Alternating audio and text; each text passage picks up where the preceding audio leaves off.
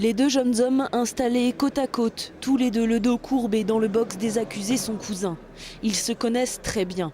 Aujourd'hui, ils se renvoient la balle, ils s'accusent mutuellement d'avoir mis le feu aux poubelles du foyer à Doma. Aucun des deux ne revient pour l'instant sur ses positions. Leurs avocats espèrent un revirement de situation. Aujourd'hui, je pense qu'il se prend vraiment une vérité en pleine figure, comme on dit familièrement, qui prend la pleine mesure de cet événement. Et je doute beaucoup qu'il veuille continuer à indiquer que son cousin serait responsable, pas lui. Je pense qu'il a compris effectivement que le débat n'est pas là, et qu'ils étaient tous les deux présents, qu'il y a une part de responsabilité qui est partagée. Le plus impressionnant, c'est finalement le changement d'aspect physique de Rémi Kukulinski. Après 3 ans de traitement antidépresseurs, anxiolytiques et autres, et 3 ans derrière les barreaux, l'accusé, âgé aujourd'hui de 21 ans, a pris près de 60 kilos. Il apparaît très fragile, très affaibli. Le président de la Cour lui a même demandé s'il serait capable physiquement de suivre les débats.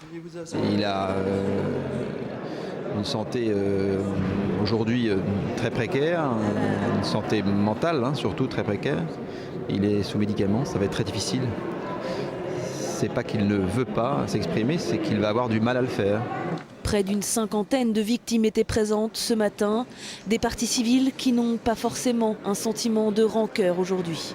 On pardonne parce qu'il n'y a pas de problème. Bon, c'est parce qu'on sait qu'il y a une loi, ils doivent être jugés, c'est tout. Et on passe pas à autre chose, quoi. C'est bien.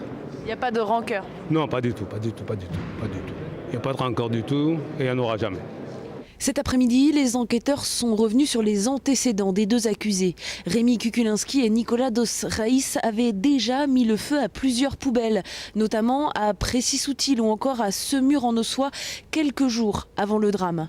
Les deux garçons, décrits comme perdus et instables, n'en étaient donc pas à leur premier coup d'essai et étaient déjà attirés par ce genre d'acte incendiaire.